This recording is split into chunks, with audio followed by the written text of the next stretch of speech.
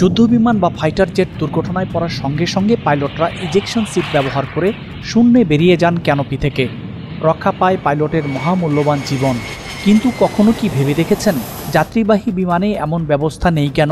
কোনো ক্র্যাশ বা বিপদের সময় কেন যাত্রীবাহী বা বাণিজ্যিক বিমানের পাইলটরা বেরিয়ে যাওয়ার সুযোগ পান না? আজকের এই ভিডিওতে আমরা জানাবো সেই তথ্য। দর্শক, নিউজম্যান ডায়েরিতে আপনাদের স্বাগত। আপনি যদি এই চ্যানেলে নতুন হয়ে থাকেন তাহলে লাইক ও সাবস্ক্রাইব করে পাশে থাকবেন। আমরা প্রায়ই বিমান দুর্ঘটনার খবর শুনে থাকি। কোনো দুর্ঘটনায় ব্যাপক মৃত্যুর খবরও থাকে।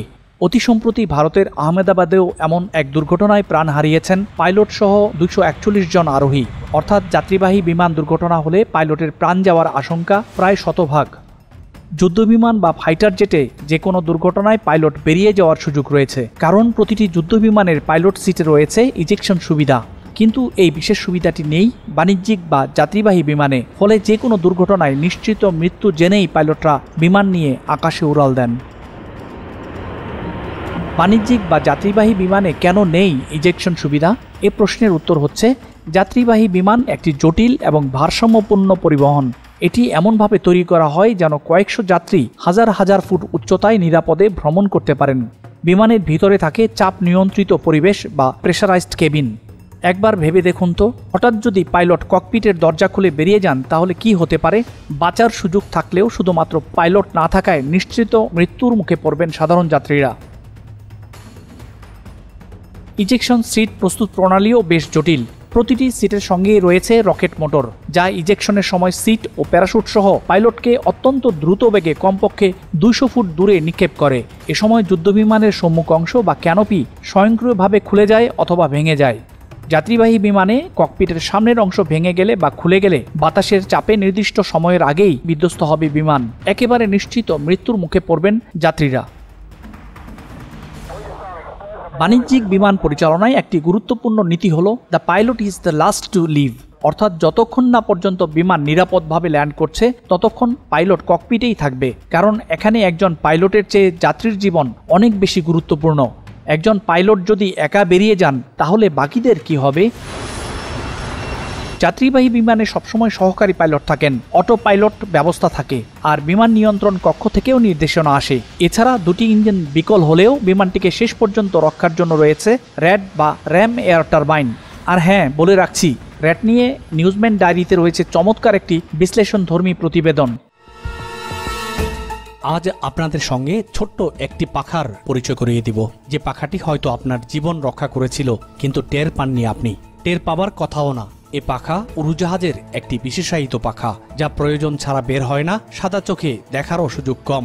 চলুন তাহলে জেনে নেই কি সেই পাখা, কি তার কাজ। দেখতে পারেন, লিংক দেয়া রয়েছে ডিসক্রিপশন বক্সে।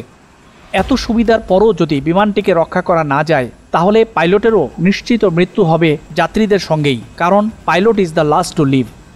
যাত্রীবাহী বিমানে যুদ্ধবিমানের মতো পাইলট ইজেকশনের সুবিধা তো থাকেই না, বরং উল্টো ককপিটের কঠিন বেড়াজালে আবদ্ধ থাকেন বিমান চালক।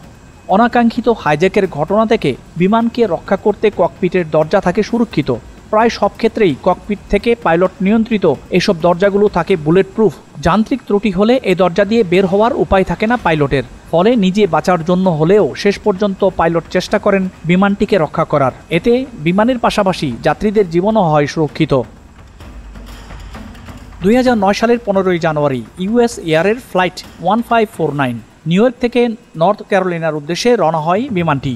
কিন্তু উড্ডয়নের কিছুক্ষণের মধ্যেই বিমানটির পাখির সঙ্গে সংঘর্ষ হয়, ফলে দুটি ইঞ্জিনই বিকল হয়ে পড়ে। পাইলট ক্যাপ্টেন চেলসি সালেনবার্গার বা সালি মাত্র 3 মিনিটের মধ্যে বিমানটিকে হাডসন নদীতে অবতরণ করান।